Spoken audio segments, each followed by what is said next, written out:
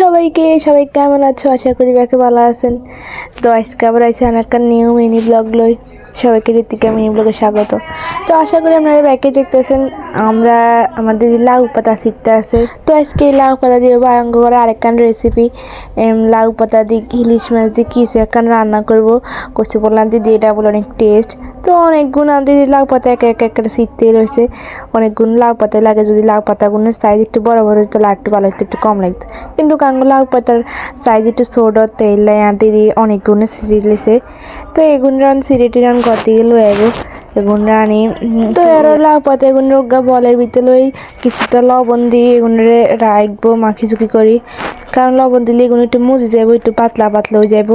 তো এখান দিয়ে ইলিশ মাছের রেবিতে দিয়ে মোড়াইতে অনেক ভালো লাগবো। তো এখানে কিছুক্ষণ লাই লবণ দিয়ে এখানে এফাট ওফাট করে ভালো করে লবণ দিয়ে থু দিব। তো দুদিন হলে চান একখান ডালা বিতে চান লবণ দানা হলে এগুলো কিনে গেছে। লবণ দানার অবস্থা কিন্তু কান্নারা দেখতে আসেন এখানে পুরো পাতলা হয়ে গেছে, একখান মুজি গেছে। তো এখানে আরেক পাশে রায় দিব হেয়ার রয়েছে আঙ্গ আরেকটা হচ্ছে ইলিশ মাছের ভিতরে সব মশলা দিব। তো প্রথমে যেটা দিচ্ছে এটা থেকে সর্ষা বাটা হালকা জিরা বাটা দিছে। তো জিরা বাটা দানা হলে লবণ মরিচ দিব। তারপর হচ্ছে গিয়ে পরিমাণ মতো আমার মা একদম লবণ দিব, মরিচ দিব দেখেন।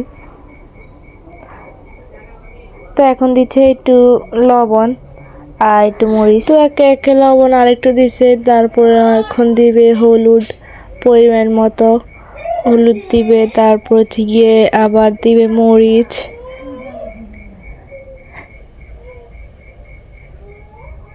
তো এখন দিচ্ছে আবার মরিচ একটু কম হয়ে গেছে।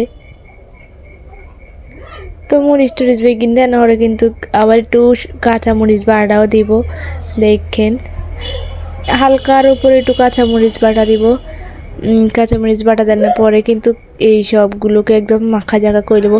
তারপর একটু সর্ষের তেল দিব। সর্ষের তেলে যেহেতু আর কোনো তেল লাগতো না এটার ভিতরে, তো সর্ষের তেল দেয় না আমার ইলিশ মাছ বেগিনে একদম মাখা জাখা করিয়ে নেবো। কারণ বালা করে মাখতে হয় যেন মশলা কিনে একটু হয় ঢুকে যায়। তো এগুলো বালা করে একটা মাখবো। আরেক পাশে তো আঙুল লাউ পাতার মরিচ দিছে। তো একারে এখানে দেখতেছেন একারে সব কিছু একারে মাখা জাখা। তো এরারও হচ্ছে গিয়ে ওই যে লাউ পাতারে রাখছে, লাউ পাতা এখানে আঙ্গ যেহেতু লাউ পাতা এগুন ছোট ছোট। তো গানো দুগা তিন গা দিব, তিন গা দেন হরে আস্তে আস্তে একটা এখন ইলিশ মাছের পিস নিবে। একটা দিলে ভালো, একটা নিয়ে একটু মশলা দিবে তার উপর দিয়ে। তো মশলা দেওয়ার পরে হচ্ছে গিয়ে একটা এর উপরে দিয়ে কাঁচামরিচও দেবে।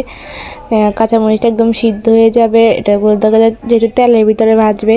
তো এটাকে তারপরে একে একে লাউ পাতাগুলোকে একদম মুড়িয়ে একটা সুতা দিয়ে বাঁধা হবে। দেখেন আমার মা কীভাবে করে ভালো করে করতে হবে যাতে মশলাগুলো না বের হয়ে যায় আর কি। তো দেখেন তারপর একটা সুতা নিয়ে এগুলোকে একদম ভালো করে চারপাশ থেকে একদম শক্ত, মানে অত বেশি শক্ত না, হালকার উপরে টাইট করে বাঁধা হয়ে গেছে। দেখেন বাঁধার পরে এই লুকটা আসছে। তো একা এখন কিন্তু সবগুলাই এরকম করা প্রায় শেষ।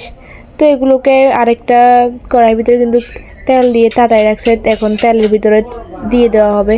দেখেন দিয়ে দেওয়ার পরে তো তারপর হচ্ছে গিয়ে দেখতে পাচ্ছেন একে একে সবগুলো কিন্তু তেলের উপরে আস্তে আস্তে দিয়ে দিবে। বেশি দিবে না, অল্প দিবে যাতে তেলের ভিতরে ভাজাটা হয় আর কি। তো এগুলা এখন ভাজার জন্য ঢাকা দিয়ে রাখবে। তো দেখেন ঢাকা দেওয়ার পরে অনেকক্ষণ ভাজার পরে এই লুকটা আসছে, মানে ভাজাটা একদম হয়ে গেছে। পাতাটাও কিন্তু খাওয়া যায় পরে। আমাদের ভাজা হয়ে গেছে ফাইনালি। দেখেন ভাজার পরে কিন্তু গ্রানটা কিন্তু অনেক ভালো হচ্ছে। আমি শুধু অপেক্ষা করতেছি কখন আমি এটা খাবো। কখন খাবো রে ভাই, আমি কখন খাবো। তো আমার মা কিন্তু একে একে এখন সবগুলো আবার তুলে নেবে। তো আমার মা কিন্তু আস্তে আস্তে কিন্তু সবগুলো একদম একটা থালাতে করে উঠাই নেবে। উঠে নেওয়ার পরে হচ্ছে গিয়ে খাওয়ার পালা। বাবারে যে গ্রান আসতেছিল, আমি তো একদম হাত থেকে নিয়ে মনে করছি যে গরম গরম খাই পেলি। আর আপনারা কিন্তু বাড়িতে একবার হলেও কিন্তু ট্রাই করবেন এটা। আশা করি প্রায় মানুষের ট্রাই করা শেষ। তো আজকে সানাঙ্গ কতদিন রেসিপি হয়েছে। একখান হচ্ছে আঁশের মাংস, একখান হচ্ছে ইলিশ মাছের এই কি কয় নিজেও জানি না, দিদি বানাইছিল কিন্তু গাড়িটার কোনো নাম মনে নাই। তো দেখেন এটা মানে খোলার সাথে সাথে এত গ্রান বাইরে ছিল, মনে করে খাইয়ালে মানে এটা আপনি বেকিং খাঞ্জা, এই হাতা কিনো খাঞ্জা এই পাতা যেটার উপরে দিছে আর কি, এটা হচ্ছে স্বাদ হয়েছে। তো আশা করি রান্না করতেন ভালো লাগবো, আর ভালো লাগবো কি আর ভিডিও তো প্রায় মানুষের কাছে পৌঁছায় না। তো যেটার কাছে যেটা দেখবে না তারা কিন্তু কমেন্ট করবেন যে আসলে কেমন হয়েছে এই রেসিপিটা। তো আজকের মতো বেকারের টাটা।